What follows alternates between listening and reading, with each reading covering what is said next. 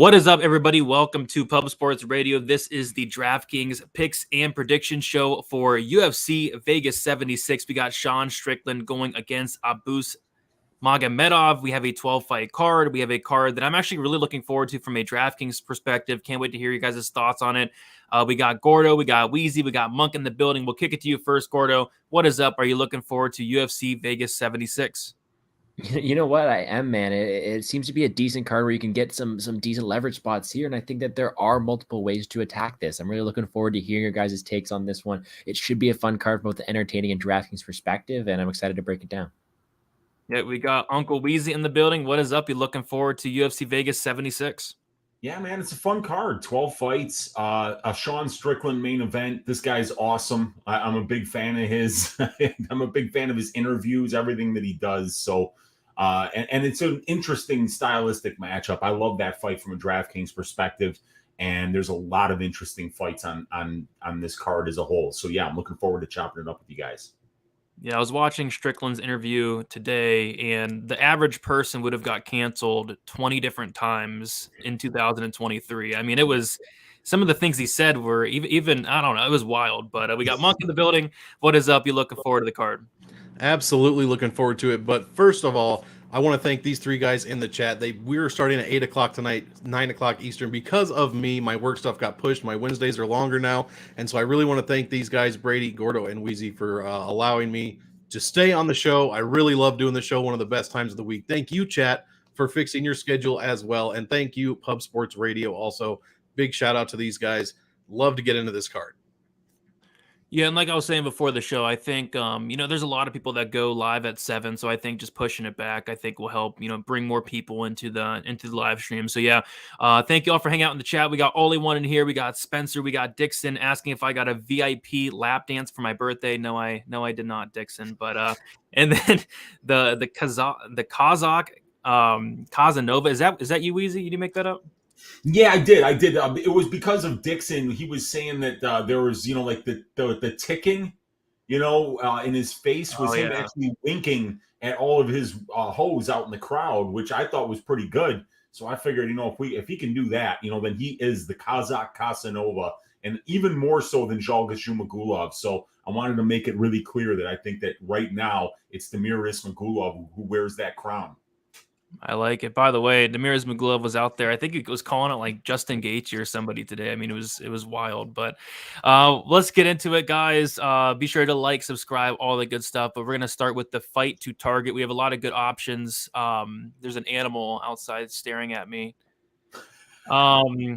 So we have a lot of options. Stop staring at me. We have a lot of options here, and we'll kick it to you first, Weezy. What's your favorite fight to target?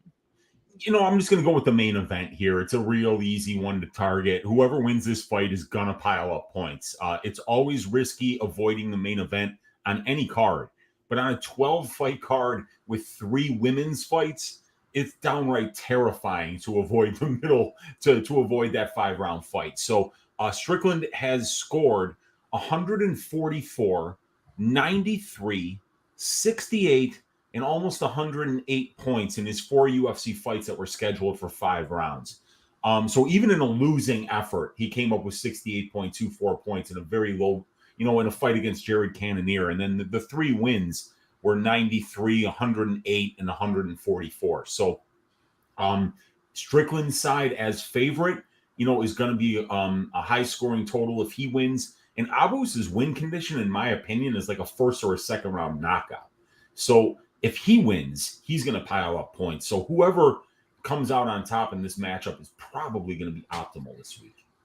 I like it. By the way, it turns out it wasn't an animal. It was just a vampire, and it was Sergey Spivak out there. No, dude, you got to get out of there. No, I have garlic. You got to get out. Come on, dude. I'm going to put on my garlic necklace. I'm going to put on my garlic necklace. I'll be all right. He's out of Sergey, what are you doing out there? How do vampires get travel visas? Can somebody explain that to me? Or only in America? Only in America for sure. But for me, I'm going to go with a fight that is heavily favored to end inside the distance. I think like minus 600 now. It's going to be Bruno Ferreira going against Nursulton Ruziboev. It's a fight that I really want to target this week, especially at these price tags. Bruno Ferreira, 8,400, probably one of my favorite plays on the entire card. And then there's this Ruziboev guy making his debut on short notice. A lot of unknowns with the guy. Like the guy has 45 fights. And I'm still not sure how good or how bad this guy is. I mean, this guy's been out of the first round. He hasn't been out of the first round of like 7 or 8 fights. It's been a while. I think this fight ends early on. Both guys are finishers. Bruno Ferreira has a ton of power, BJJ black belt. And then this Ruziboev guy has a ton of power as well and also a great submission game. So I think somebody's getting served here. And at these price tags, I think the winner puts up a massive score in this one. Gordo, how about you? What is your favorite fight to target for this week? Yeah, there might not be an animal outside your window, but there's going to be 2 animals locked inside the cage when Ferreira and Ruziboev are in there, man. That is going to be a quick fight. I'm looking forward to that one. That's my fight to target too. But if I want to talk about another one, I do think that the Bonfim Saint-Denis fight is a fight that has a lot of potential, not only to score very well, to just be an entertaining fight, man. Saint-Denis is shown he can not only take a beating, but he can also dish one out as well. Very solid grappler, fun fighter there. And Bonfim looked very explosive early on. That fight could be very entertaining, but both these fighters are also very explosive. Could end as well, and I do think it does have some high ceilings on both sides. Some really fun matchups this week. I like it. And then last but not least, Monk, what is your favorite fight to target this week? Those were absolutely all 3 of mine in that specific order. So I'm going to get a little crazy. Now, remember, I like the other 3 fights better, but as far as, and I can't believe I'm saying this, Alexander Romanov and Blagoy Ivanov. Now, this is strictly based on Romanov's inability to do anything if he doesn't land a takedown or possibly even 2. If he shoots for 2 takedowns and doesn't get either, this could be over. I mean, how many punches would Blagoy have to land? I know he hates punching. We all know, the Bulgarian 50% hates to punch people. He scores no volume. He's one of the lowest scorers on the card, like 75 per win. But man, this one's either going to go one of two ways. It's going to be Romanov early, obviously, or it's going to be Romanov completely falls apart, crumbles to the ground, and Blagoy just falls on top of him and probably rides him. I mean, not rides, but like pounds him out. You know what I mean? Like elbows, something. He's going to have to do something down there. So, I mean, I like this fight. I'd be kind of surprised if it goes all 3, if Romanov would even still be able to move at that point. So give me one of these guys to actually finish this fight. Maybe Blagoy will actually finish one of his UFC wins. We will have to see this week. Yeah, I mean, it's one of those fights where it's such a bad fight that I think it scores really, really good on DraftKings. Hey, can you grab the garlic and the crucifix? It's Sergey again. Yeah, in the holy water.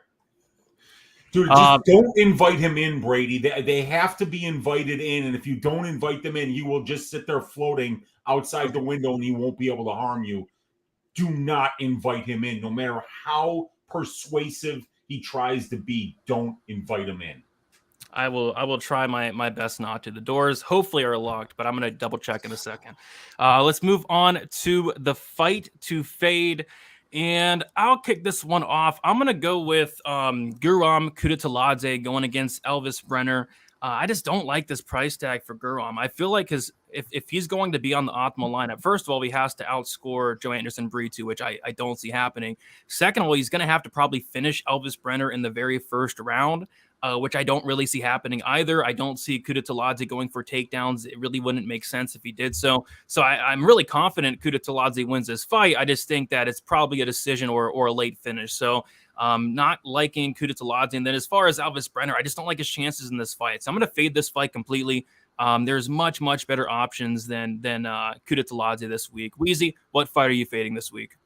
Yeah, that's the one too. I mean, first of all, Guram probably doesn't even fight. He probably has to pull out by the end of the day today. Guram scores 2.13 DraftKings points per minute. In a decision win, he's getting you about 61 points at that rate, and you're paying almost 10,000 for the guy. I mean, well, you're paying over 9,000 for him. It's not really almost 10,000, but he's low scoring. Brenner is somebody that might want to grapple here, so that would make it an even lower scoring fight because almost all of Brenner's pro wins are by submission. So he's probably going to want to get this to the ground. He doesn't really want to kickbox with Guram. And Guram's one at a time. He's low volume. He's powerful. He could land something early. And if he does, he will pay off his salary. But I almost guarantee you that if he doesn't get a first-round knockout, there's very little chance that he pays off his salary. So save your money for somebody else. Agree. Gordo, how about you? What fight are you fading? I wish I had more to say, guys. A 12-fight slate, and even with 3 women's fights, it's still one where I see this one having little to none upside compared to the rest here. Kucheladze 9.4 is going to need a true master class to live off that salary, and I don't think he necessarily gets that. So that is also the fight to fade. If I want to go out there and talk about what I'm lower owned on, potentially the Morales Griffin fight, considering I think that it could be a very, very close one. It's hard for me to get to Morales too, but man, even that one, you have paths to victory for Griffin, you have paths to victory for Morales. If it's grappling, like the clear cut one here is Kucheladze versus Brenner. And Monk, anything different? I mean, I'll try. I completely agree with you with that pick, though, and it was really difficult. I only have 2 on my list, and I don't even like one of them. I don't like either of them, to be honest. But I'll go out on a limb again and go with Damir Ismagulov, Grant Dawson, simply because I think Ismagulov can win here, regardless of the retirement and unretirement and all that stuff. I just feel like his defense could potentially nullify Grant Dawson to an extent, and Grant Dawson possibly gasses, therefore Ismagulov wins. And when he wins a decision, he barely scores 70 points. So I'm kind of playing this one as a fade overall just because I think Ismagulov wins. I'll be rooting for him to win. And unfortunately, it's the closest lined fight according to DraftKings. So I will have to fade the 82,800, which I don't really like doing. But I just think if Ismagulov goes to the decision, like I said, he's only scoring, 73 in unanimous, 63 in split decision. So we're not looking at anything crazy here. Yep, agreed. I think if Ismagulov does win, he doesn't really score anything. Moving on to the fighter to fade, we'll kick it to you, Gordo. Which fight are you fading this week?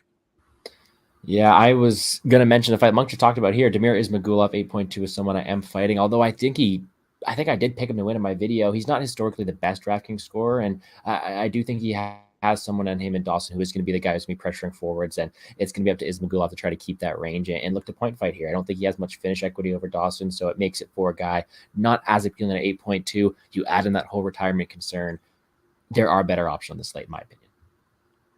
Yep. Weezy, who are you fading this week? I'm going to go with Ivana Petrovic this week. I'm just really not sold on her yet. 6 pro fights, low-level regional scene competition. If Luana can stop the takedowns, I think she wins here. And even if she doesn't, this could kind of be like a greasy cage-pushing battle. So I feel as if Ivana is a safe favorite to avoid this week at like 8,800 or something. It's an expensive price tag for her, so I think it's a good one to fade. Yeah, I put out a poll today about potentially betting the Luana Carolina fight, and I'm actually going to listen to the poll. So I said, should I bet on Luana Carolina? Yes, no, or get some help? And guess what's winning right now, Weezy? I voted get some help. That was my vote. Because I still think that like Luana's not a bad vote or not a bad bet at the line, but I just don't see myself pulling the trigger. Yeah, get some help is winning, but yes is pretty close, I think. So I might join me. Oh yeah, I might both bet Carolina and then also go get some help at the same time. So we'll see how the poll shakes out. For me, I'm actually gonna fade. This might be a hot take, but I'm gonna fade Mike Morales 9K. I think it's going to be a pretty close fight here. Like, if anything, I'm playing some Max Griffin at 7,200. Mike Morales went out there and starched Trevin Giles. He knocked out Adam Fugit. This is just a big step up in competition. I don't see Mike Morales having a ton of success with wrestling. I don't see him finishing somebody very, very tough in Max Griffin, who's only been knocked out once. So yeah, I think this fight goes the distance. I think it's competitive, and I just can't get to 9K on Max Griffin. So going to be fading Mike Morales. Monk, who are you fading this week? Obviously, Garam is probably number one because he's so expensive. But honestly, that was mine as well. Michael Morales, 9K, and it really kind of hurts my soul because I want to see this kid do well. I think he can beat Max Griffin, but man, the price difference here is just kind of crazy. It's a bit out of hand. Just like you, speaking of hands, actually, didn't Max Griffin break his hand in the very first round against Tim Means? in his last fight, went on to win that fight regardless, win all 15 as well. So, I mean, I think the guy, you know, we're looking at Morales, undefeated fighter. A lot of people looking at Griffin. Oh, his record's 19-9. And, you know, he's like he's 4-1. Never mind. He's 4-1 in his last 5, only losing to Neil Magny. And that win is turning out to age pretty well. So I like the underdog side here in Max Griffin. And I just think Michael Morales is a bit overpriced, although I will be rooting for him. I just think 9K is a bit much. So give me the fade. Like you said, hopefully a bit of a hot take so we get some value there. Bit of a fade on Michael Morales at 9K. And I think we covered everybody, right? Or am I messing up? Yeah. Okay. All right. So let's move on to our favorite underdog. And let's start with you, Monk. Who is your favorite underdog for this week? Well, I guess let's see here. I'm trying to look. I guess I'll go with. I don't even believe this anymore. I'm going to go with Benoît Saint-Denis instead. I was going to give the main event, but honestly, I can't give that. I'm going to go Benoît Saint-Denis here, and he's going to be pretty popular, I think. Although he's very low salary at 7K this week. I just think you know, we got two newer fighters, I should say. Ismael Bonfim, he is the older Bonfim brother, but both guys relatively new to the UFC, although Benoît does have 3 fights. 120 points per win here. I just don't know if he's going to get that ton against I don't think Bonfim is going to be able to, you know, I'm getting all confused. I'm trying to frantically find the proper sheet, and I finally did it. Trying to say, I don't think this one finishes, or I don't think this one goes the distance. Rather, I love the finish here. It's going to be either Bonfim at 9,200, or you're going to get huge value out of Saint-Denis, plus his nickname, the God of War. Come on, man. He's won both of his wins, made the optimal lineup here. Like I said, 120 points a win. Absolutely love this this dog this week. I do think he's going to be a bit possibly overowned, hoping for underowned, but you can always switch to a pivot off of like a Max Griffin or something like that. Plus, playing a 7K fighter completely opens you up for our $9,600 fighter, who I'm sure we will talk about very shortly. I'm sure we will. Weezy, favorite dog? Grant Dawson this week. I like Grant to wrestle effectively. I like him to get to Damir's back like he always does to all of his opponents. And I think that he's actually going to finish him late. $8,000 is really cheap for someone as active and as high scoring as Grant. Grant scores 4.34 Draftkings points per minute. He's just got a style that suffocates people. And it really surprised me, Brady, when you said that Damir was talking about fighting Justin Gaethje. He's retiring after this fight. Why is he saying he's going to fight Justin Gaethje? He's got 1 fight left on his deal. He's injured. And as far as I've heard, like, he's not even coming back. So, dude, if he's retiring after this fight, Grant Dawson is going to send him not so gently into that good night. He's going to get to his back and choke him out. Yeah, he said something along the lines of he's going to play with him like a little kitty, something like that. Okay. Fun. That'd be the first time. I'm pretty sure it was Justin Gaethje, but he said he's going to play with somebody. He's going to play with Justin Gaethje like he's a little kitty, which is, I don't know. Kitties don't kick you in the shin like he does, man. I don't know, dude. That's a wild thing to say. Yeah, you but probably should. Kazakh Casanova. Yeah.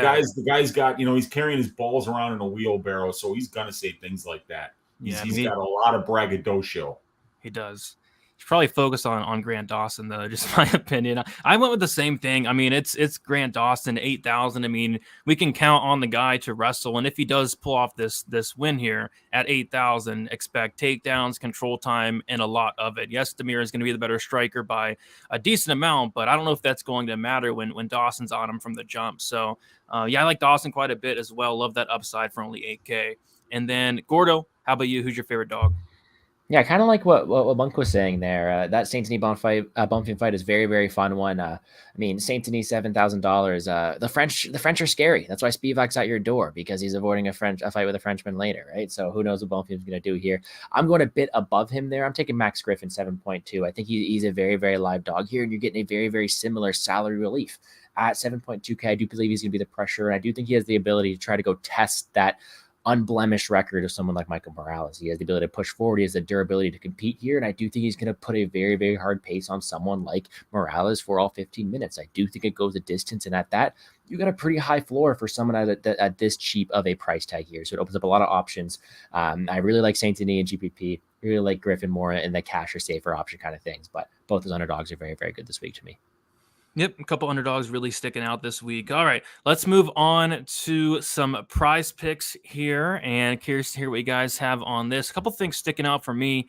I'll kick this one off. I'm going to go to the takedown route here, and I'm going to go with Joanderson, Brito, under 1.5 takedowns. The reason being is, first of all, I think you could just knock him out in like 60 seconds. Second of all, I think if he gets one takedown, that's probably it. I just don't see a situation where Joanderson Brito gets a takedown, Wilson works his way back up, and then gets taken down again. I think it's a knockout type situation, or if he takes him down, the fight is over shortly after type situation. So I like the Brito.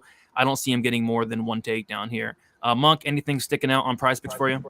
Yeah, they must have just added that one. I didn't even see that until just now. I was looking last night because I'm a damn professional, you guys. I do my stuff ahead of time.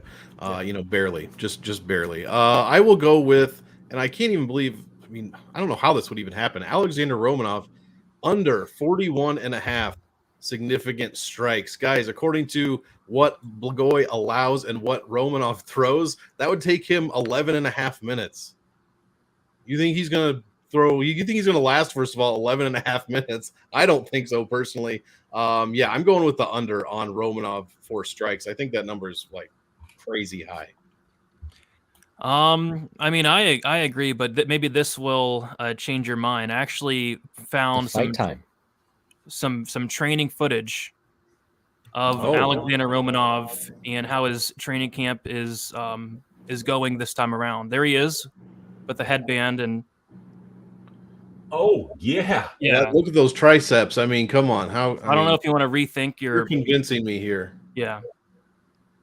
You are really good. That looks like not a 239.5-pound man. I'm just going to say that. So, yeah. Oh, my God. Yeah, I'll have to think long and hard about it. I'm going to stick with it for now, but after the show, I'll give it some thought. I'll sleep on it. Sounds good. Gordo, what do you like for prize picks? Monk, I'm right there with you, but you know what I'm taking? I'm taking the under 12.5 fight minutes, fight time. Sorry, like that, to me, that's just a similar way to look at this. If we're playing numbers here, that line itself is like minus 160 as it is, getting a better of an angle there. But the truth is just we don't know where Romanov is. I'm watching this man do some exercises in front of me, but it's not really giving me all the most confidence that he's able to go out there. And even though he's on repeat for the next few minutes, he's probably gassed right there. Like he's probably huffing and puffing right there, doing all this stuff. So he's 100% gassed. Yeah, and there he is smiling too. He had to take a knee after all that. Sped up that video. Oh, 100%. Over a week, dude. 100%. And you know what, man? Maybe he should just be fighting his editor either. Like, what was the other video you posted earlier in the week, Brady, of his high video? Yeah. Like this guy. Yes, there's a ton of upside. I will be talking about Alexander Romanov later, but the truth is he's a better hammer than he is a nail. He won't be able to face that much adversity. I do not see this going 3 rounds. I'm taking the under. Sounds good. Especially after seeing something like this. Weezy, what do you like on prize picks? This is a weird one. I'm not exactly sure, but the Joanderson Brito fight time, is that 4 minutes or 4 seconds? Should be 4 minutes, yeah. I like the under there. I was going to bet it at 4 seconds actually, but the other one that I liked that I want to make my official one is Guram Kutitsaladze under 104.5 fantasy score.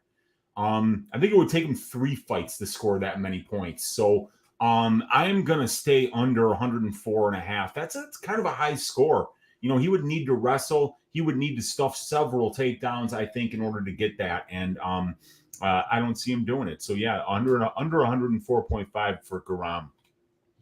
All right. I like it. Let's see how we do with some prize picks. I see some questions in the chat, Dixon. We'll get to them shortly here. But for now, we're going to go to our favorite GPP play. And let's start with Monk.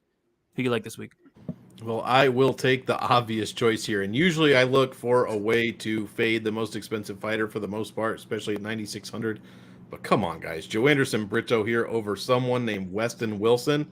I mean, does this guy's grandfather own like hotels or something? What is going on there? Brito's looked fantastic in his 2 wins. I mean, Andre Fili, who was more surprised about that? I mean, Jesus. He kind of laid a stinker against Algio, but that was his first fight. Like, that can happen, you know, kind of wave that off. Not really wave it off, but, you know, discount it a little bit. And looked absolutely phenomenal against Fili. Beat him in just over 30 seconds, basically. 131 points almost. Looked great against Lucas Alexander. Finished him in 2 minutes with a sub and still scored almost 105. So bottom line is Weston Wilson, whoever this guy is, has the worst strength of schedule on the way I figure it. It's out of 100, and 70 is where you want to be. This guy is less than 50. He's at 46. It's very rare that we see that by people that are not named Trayshawn Gore. So yeah, Weston Wilson, in my opinion, no point in being here. Short notice, I believe, replacement for Brito as well. So it's Brito all day. I mean, 9,600. I'm going to pay for that in probably a shitload of lineups. We'll just say that. Yeah, I have him at a ton, man. Gordo, who do you like this week for GPP? Yeah, it's Weston Wilson. No, it's not. Yeah, it's oh man, what's going on there? I won't talk about that one too much. Let's talk about a guy we've already talked about. A guy we just watched a whole video on. GPP is Alexander Romanov, and it truly is the tournament play this week because we all know his upside. We all know his ability to go out there, score 120. What state of mind is he in? What shape is he in? And sure, you can be using exercise bands. Doesn't matter when you're facing a guy who's been shot a few times. Like it's a very, very interesting thing to see here. So at 8.3, we all know the ceiling is there for Romanov. It is not a safe play at all, but you are getting some high upside if you are to take that route there. I do think he has the ability to get it done if he's in the right mindset. You're taking a risk, but I like it. Sounds good. Yeah, I have a uncomfortable amount of Romanov this week because you kind of have to with this guy's upside. For me, I'm going to go with Rinat Fakhretdinov. He's 8,800 going against Kevin Lee.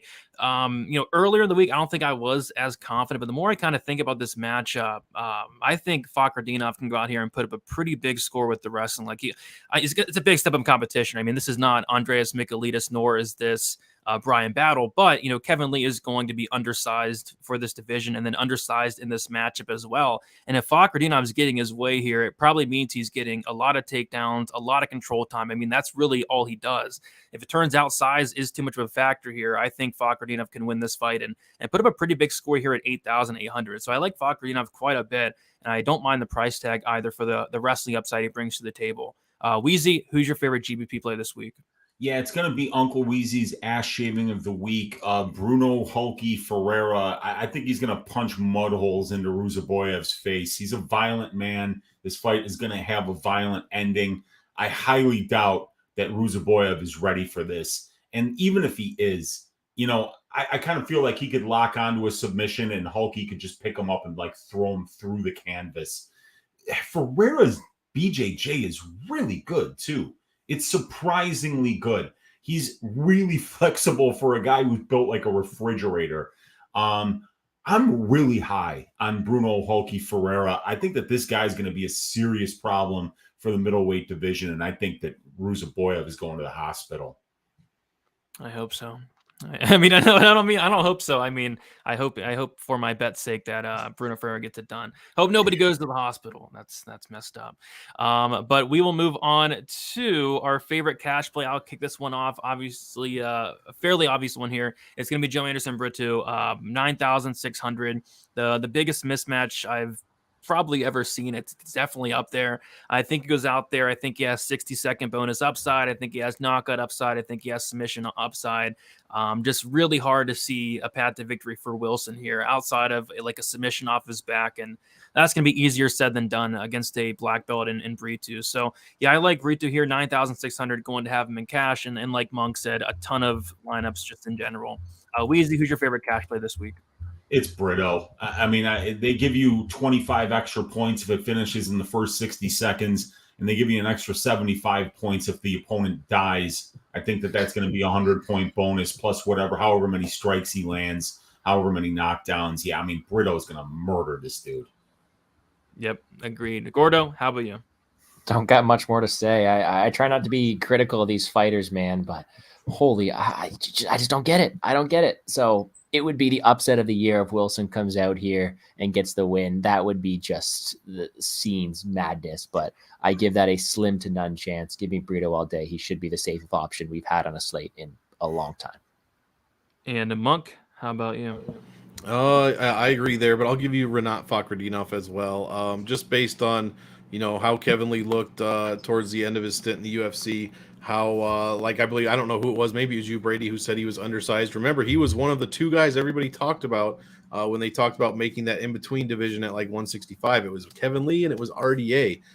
So he's going to be a bit undersized, like you said. Rinat is just beastly. I mean, statistically, it's absolutely insane. Like 119 points. Obviously, it was Brian Battle, Andreas Michailidis.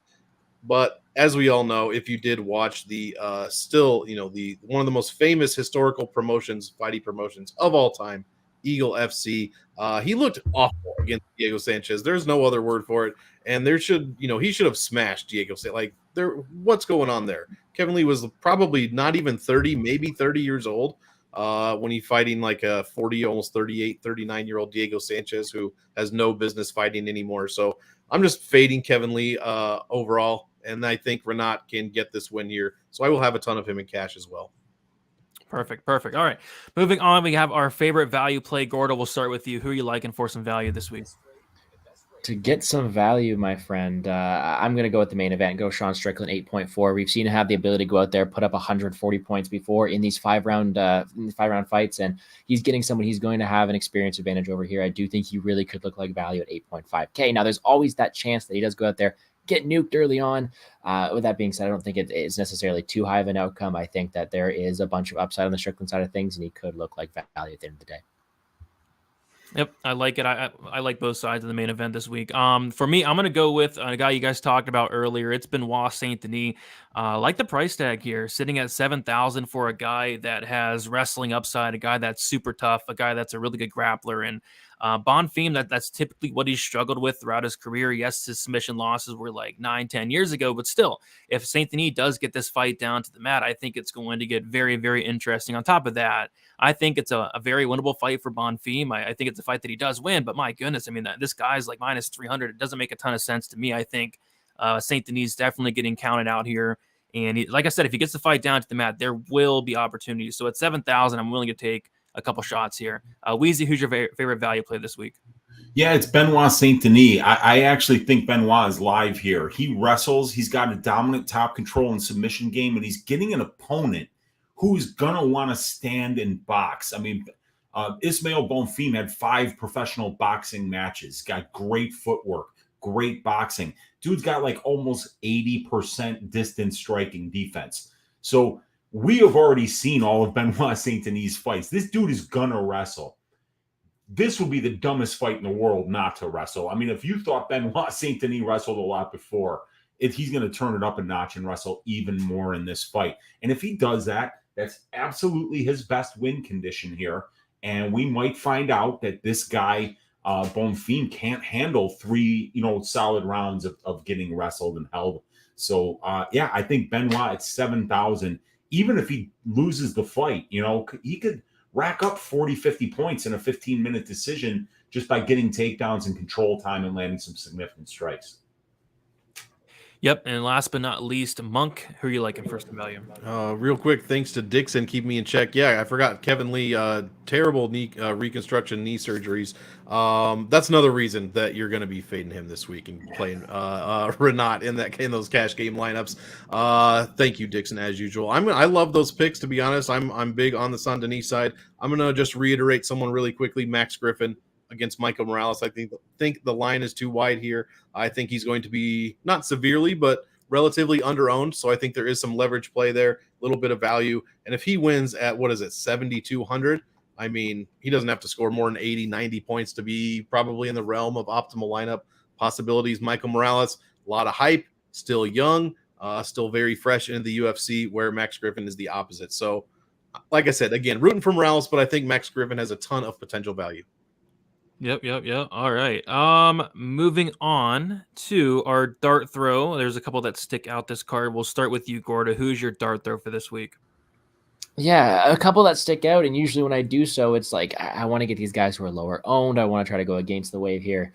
I think that with a 12 card slate, everyone's going to get a decent amount of ownership. So for that reason, who am I going to throw the dart to? Well, it's going to be someone who is going to be a bit higher owned, I still think, but someone we've talked about both sides of this fight. It's going to be Ruziboev, 7.8K. I think he's going to be a very high owned, but I am going to throw a bit of ownership towards him, considering his path to victory should score very well. Car crash in the middle of the octagon, a fight that should finish inside the distance. I do think, although he hasn't fought the best level of competition, you can have power. There's no question about it. Ferreira never finished before, so we haven't seen that yet. I just do think his path to victory does score very well. Hard for me to find these fighters who are going to be terribly underowned, but I do think he is a good guy to go look and target. Yep, that fight in general. I mean, I'd be pretty surprised if it didn't find the optimal. Weezy, who is your dart throw for this week? It's going to be Ariane Lipski. She's shown improvements the last time out against Aldrich, and if she continues to improve at that rate, we could see her surprise some people on Saturday, make it 2 in a row. Shout out to Nigel Lee, who in my chat was telling me that, Lipski doesn't train at ATT anymore. She went to go trade directly with Amanda Nunez over at Lioness Studios. So this is her second fight there. She's probably getting a lot more personal attention, probably actually working in the cage with Amanda a lot. Lipski was a massive underdog against JJ Aldrich. Everybody had completely sold her out, said that she had no chance, including me. I thought JJ was just going to style on her, get takedowns whenever she felt like it. There was a big improvement there. We haven't seen Melissa Gatto in over a year. So she might even be coming off an injury. That's probably the case, actually, because healthy fighters don't take 14 months off, not when they're in their 20s. It's a bad financial move. It's a bad career move. So Ariane Lipski might surprise people 2 fights in a row here. And if she does at 7,500, she could be optimal. Yeah, she could. I'm going with another female fighter that I really don't think is going to get much ownership. It's going to be Carol Hossa, 8,600, going against Yana Santos, who I'm just not sure where she's at this point of her career. She just looked atrocious as of late. And I know she fought Holly Holm and Irene Aldana, but still she's looking terrible out there. So I think Hossa on the feet, she throws a ton of strikes. I think that volume can add up. And I also think she has a sneaky path to take down Santos, who has terrible takedown defense, no get-up game. So I don't mind some Hossa 8,600. I think she puts up a pretty solid score here at not a ton of ownership because this 8K range is stacked. Like you have Bruno Ferreira there, you have Alexander Romanov there, and so on and so forth. I don't think Rosa's going to get a ton of ownership this week. So give me Hossa, 8,600, low-owned dart throw. Monk, how about you? Who are you liking? I love that one. 4 of her 5 wins in the UFC, over 100 Draftkings points for Carol Hossa. So, yeah, I do like that one. And, yeah, Santos looks just, like you said, the competition's there, but she looks not good. I'm going to go with it's Blagoy Ivanov over here, 7,900. Like I said, if Romanov can't land 1 or 2 takedowns, it's probably over. Granted, I will have to go back and rewatch that video. He was not only using that band, but then he wore it around like a headband. Who is he thinking? Yeah. Jean-Claude Van Damme. This guy, what an animal. So I'm going to have to rethink that. But as of now, it's Bulgarian 50 Cent, Blagoy Ivanov, looking to get his first ever finish. So low owned, it's going to be laughable when we all know that this was coming. So give me Blagoy Ivanov here for a little dart throw for DraftKings. Sounds good. By the way, I can't wait to see the weigh-ins to see if Romanov trained this camp or not. If he's more than 248 and a half, I think this shit is over with. Yeah, watch him weigh in at 267 or something. We'll see. Yeah, you never know. That would be great.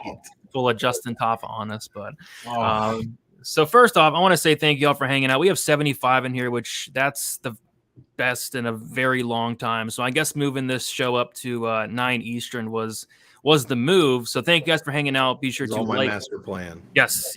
I was planning on potentially moving it anyway. So Monk, I'm kind of glad you brought that up there. But yeah, thank you guys for hanging out. Like, subscribe. What we're gonna do now is we're going to talk about our lineups from last week, which no.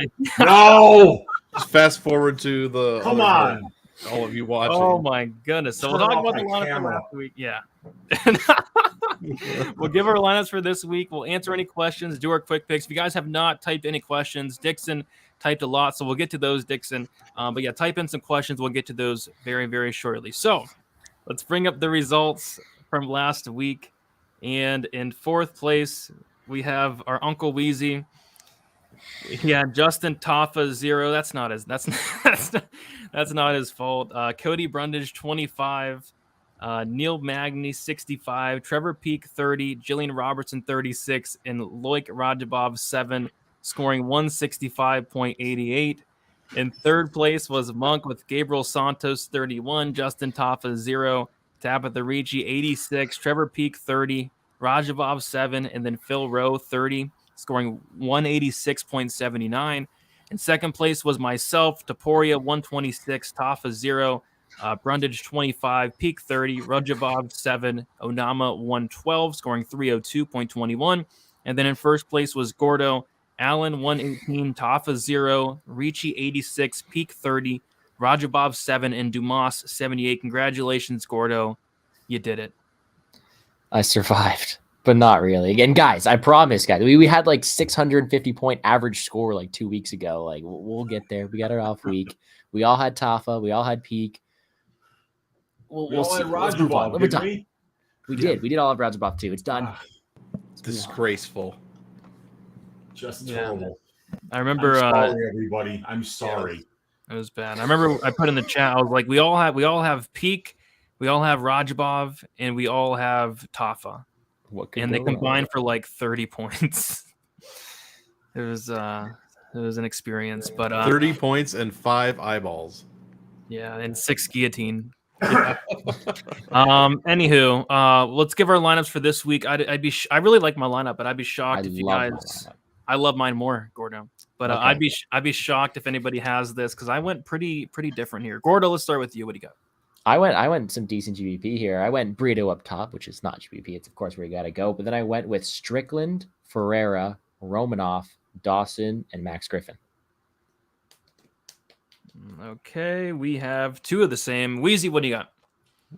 I have got Joanderson, Brito, Brunno, Hulky, Ferreira, Sean Strickland, Alexander Romanov, Grant Dawson, and Benoît Saint-Denis. Oh, one off. We have 3 of the same, Weezy. Monk, what do you got? I am also going Joanderson, Brito, Rinat, Fakhretdinov. I'm going to get different here. This one might, but no, I might just keep it. Melissa Gatto, Sean Strickland, Max Griffin, and Benoît Saint-Denis. Yeah, I'm way different than you guys. I unfortunately did not get Brito in there, but I got Melissa Gatto, 8,700. Fakhretdinov 8,800, Bruno Ferreira 8,400, Alexander Romanov 8,300, Grant Dawson 8,000, and then Abus Magomedov 7,700. So kind of living in that 8K range, which I really like this week. All right, so what we're going to do now is we're going to answer questions. We have probably a new record of questions. So luckily we're only 42 minutes in. So we have plenty of time to answer them. All right. Let's see here. I already answered this, Dixon. I did not get any VIP dances for my birthday.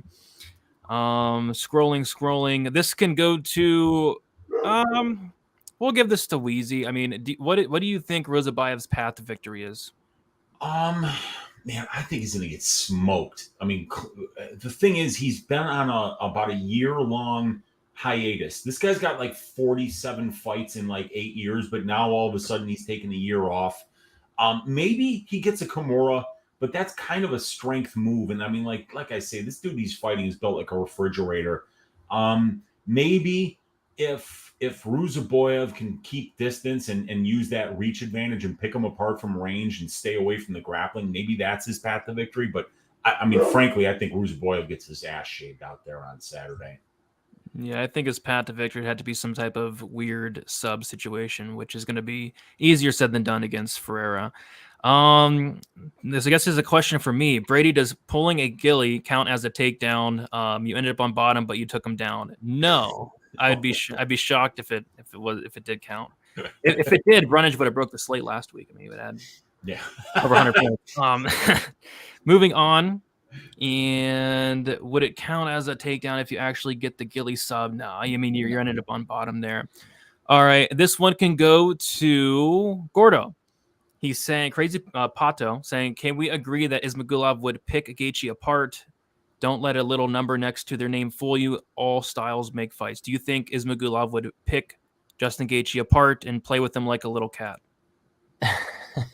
But play with him like a little cat might be a bit far-fetched. You know, there's a lot of things going on circumstantially as well, but you got to admit that although styles do make fights, Gaethje's got a very good high-pressure style, and against someone who's contemplating retirement, who knows how good Ismagulov's going to do in the return.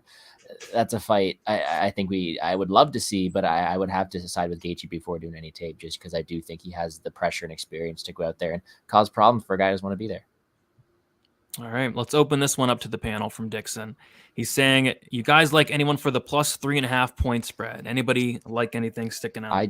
I did answer that. I said that there might be a little bit of meat in the bone for Gatto and Griffin, because the only two I saw. I think Griffin keeps it really close, plus 3.5 at an even line. Morales, still young, still raw, could drop a couple rounds there. I think that one could be very close. And then I think Gatto has the ability, like, more finish equity in this spot here as well. I think she has more ability to be dominant. Both these spots here, I didn't mind.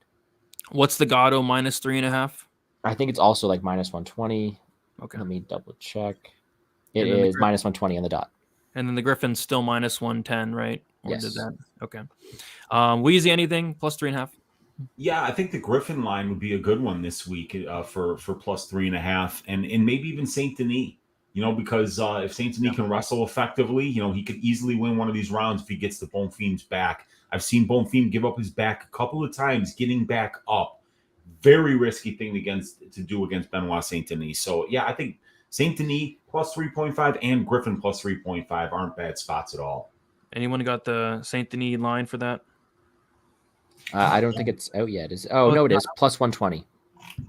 Okay, yeah, I don't hate that. I'm on the Griffin one. I think Griffin can make this close, win at least one round here, but I think Griffin probably does lose, and so yeah, I like that Griffin. Well, Monk, anything sticking out for the plus 3.5? No, I like those. I would just echo what you guys said. And Benoît Saint-Denis is plus 170 right now, plus 3.5 points on Bet Online. Plus That's 170. All he has to do is win one round. Win one round. And or not get finished. Yes. Yep. Not get finished, which is key. Yep. Don't hate it. Especially at plus 170. All right. Anybody see the German-Russian heavyweight Alexander getting signed to the Dana White's Contender Series? Anybody see the German-Russian heavyweight? No, I haven't seen that guy yet. I have not, but have you seen a fight announced 2 minutes ago that Rakhmonov will fight Kelvin Gastelum? Oh, wow. My goodness. Kelvin accepted that fight? He did. Per Dana White. Is it 5 rounds or 3 rounds? That's my thought.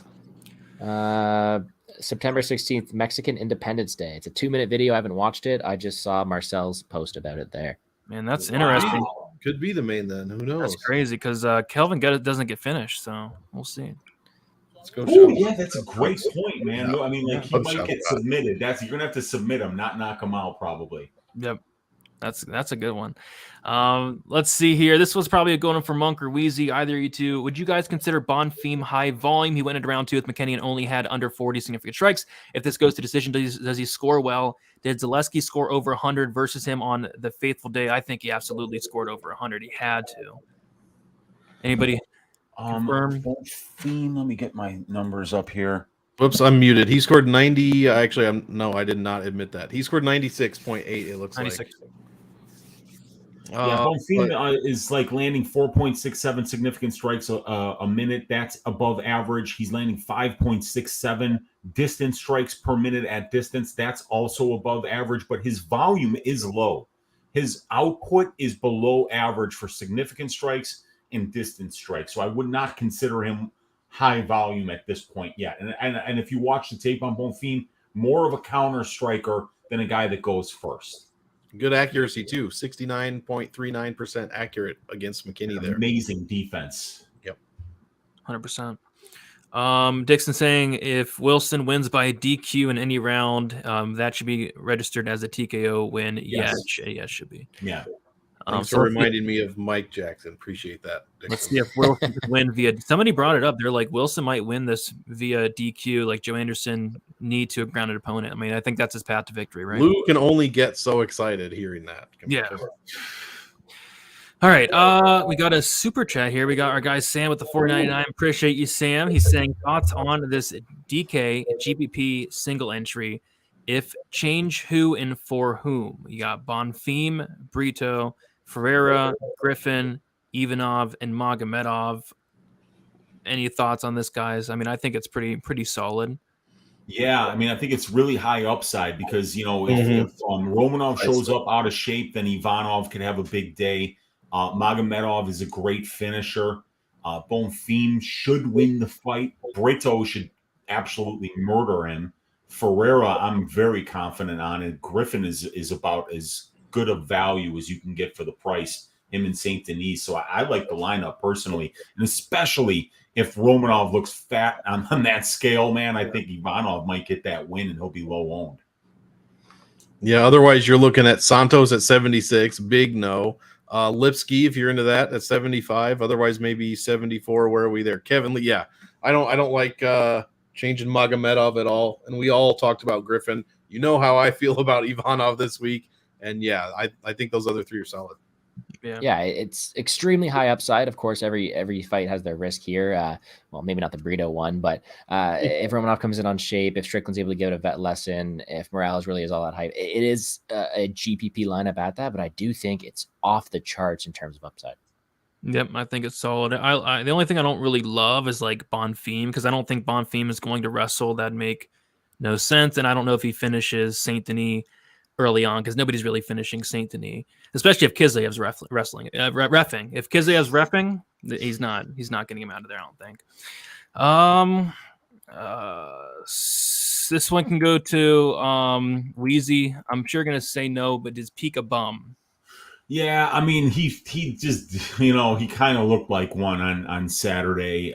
He kind of got exposed by the more experienced, more well-tested fighter there.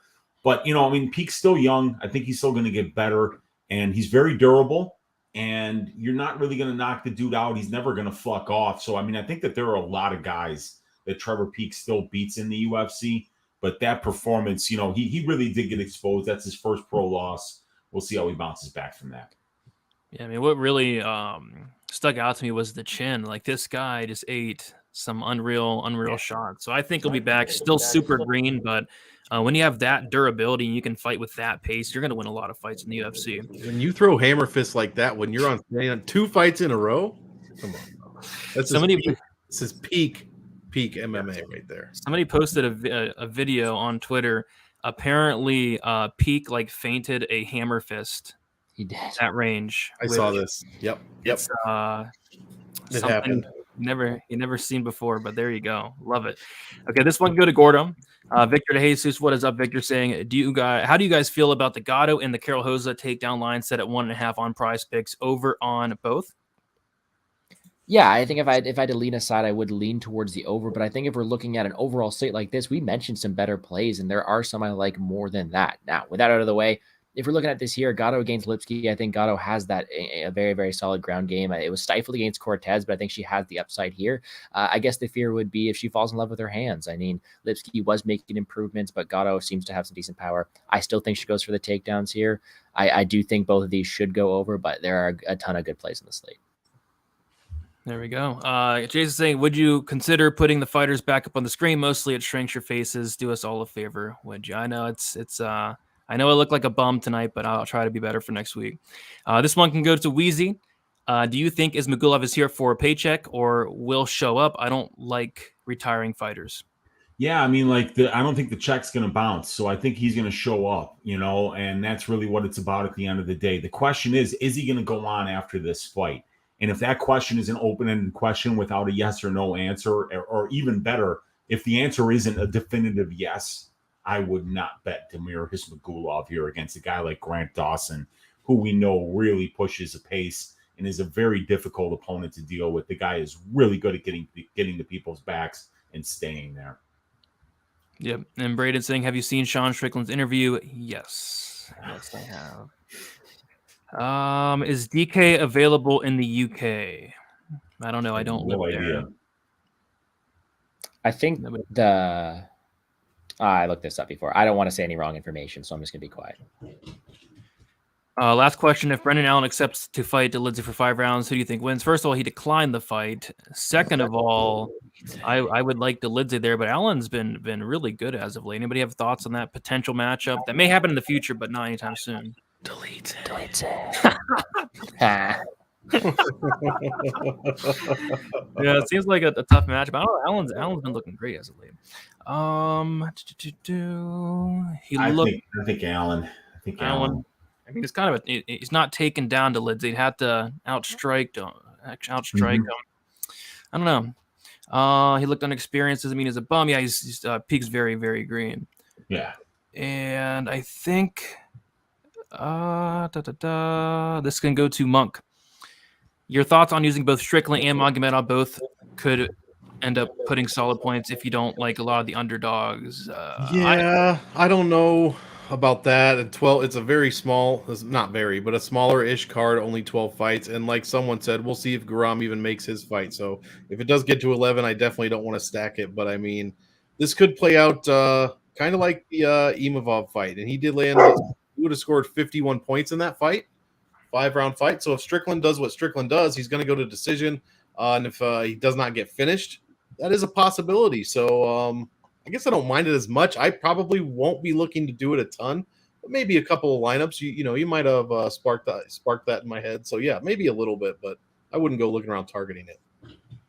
No, I wouldn't do that. All right. What we're gonna do now is we're going to give our quick picks, and then we will head out of here. We'll start with you, Monk. What are your quick picks for UFC Vegas 76? Let's see. We're gonna go with Bulgaria, Blagoy Ivanov. Let's see. We'll go Petrovic. Why not? How about Kutataladze? We'll go Brito. We'll go Rosa. We'll go Fakhretdinov, Fajeda. Let's see here. Benoît Saint-Denis. We'll go Gatto. We'll go. I want Morales, but I'm going to pick Max Griffin, I think.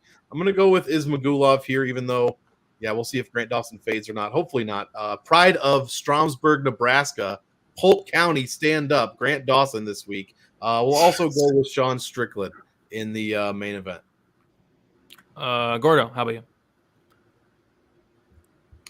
We will take, you know what, guys, while I have the microphone as well, my lineup with Romanov is conditional on how he shows up on weigh-ins, and same as this pick. I will take Alexander Romanov until I see what he looks like at weigh-ins. Then I'll take Guram Kutateladze, Joanderson, Brito.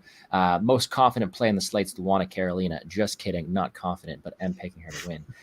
Carol Rosa, Rinat Fakhretdinov, Bruno Ferreira, Ismael Bonfim, Melissa Gatto, Michael Morales in a very, very close fight. I'm tempted to pick Griffin, but going to take Morales, Damir Ismagulov, and Sean Strickland. And Weezy, quick picks.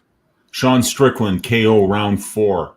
Grant Dawson, knockout round 3. Polk County, Nebraska, stand up. Michael Morales, decision. Melissa Gatto, decision. Ismael Bonfim, decision. Bruno Hulky Ferreira punching mud holes into the face of Nursulton Ruziboev in round 2. Rinat Fakhretdinov, decision. Carol Hosa, decision. Luana Carolina, decision. Brito, KO via mud holes, round 1. Romanov, decision. And Kutateladze, decision. Sounds good. For me, I'll go Strickland, decision. Dawson, decision. Morales, robbery, decision. Gatto, first round sub. Bonfim, decision. Fakhretdinov, decision. Brito, KO1. Guram, KO2. Carolina, disgusting decision. Blagoy Ivanov, disgusting decision. Bruno Ferreira, KO1. And then Carol Hosa, disgusting decision. I'm going to kick it around the panel. We have Gordo. What are your plans for this week for some content? What you got out already? Yep, I already have my full card breakdown live on the Plays and Fades YouTube channel. Draftkings betting, all timestamp, throw it in there. Even tried some Rainmakers this week, which was never really done. Throw it in at the end of the video. You can check that out there. In terms of other content I have left, I work for Daily Fan MMA. We'll be recording a podcast there tomorrow night, as well as having all my projections and written breakdowns sent over by the end of the night. So a bit of content left to go, but still a fun weekend ahead, and I wish everyone the best of luck. Monk, let the people know what's up. Well, this is the last week. Hopefully I'll be late on stuff, but Game Theory will be edited tonight and coming out probably tomorrow around 11 a.m., something like that. Also doing actually, I don't know if I think Lou and I are might be taking a week off. I don't know. I have to talk to him this week. It's because of my schedule and the whole changing around and all that stuff. So once again, thank you so much, chat, for dealing with that. It sounds like you're working with us pretty good here at the 9 p.m. Eastern time slot. So I am very grateful that it's all working out. And yeah, that'll be about it. Really looking forward to, I believe we have our pay-per-view next week. Is that right? Yes, sir. Oh my goodness. My guy Volk coming back to fight. Like Dixon said, super excited now about the Shavkat stuff. Oh, we got some good fights coming up, man. 100%. Weezy, plans for tonight? You doing some Ask Weezy tonight, or? No, I'm not. I'm going live 3 minutes ago on Addicted to Combat's channel. Patrick and I are going to break down this card. So I'm going to head over there right now. Let's stack cash tickets like flapjacks for UFC Vegas 76, and let's bathe in the blood of our vanquished Draftkings enemies. Let's get it, you guys. Let's get it. Yeah, didn't know that Weezer would have sped it up. My bad. But yeah, guys, leave a like on your way out. Subscribe to the channel.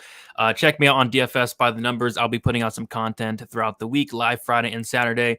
And other than that, best of luck for UFC Vegas 76. We'll talk to you guys soon. See you later.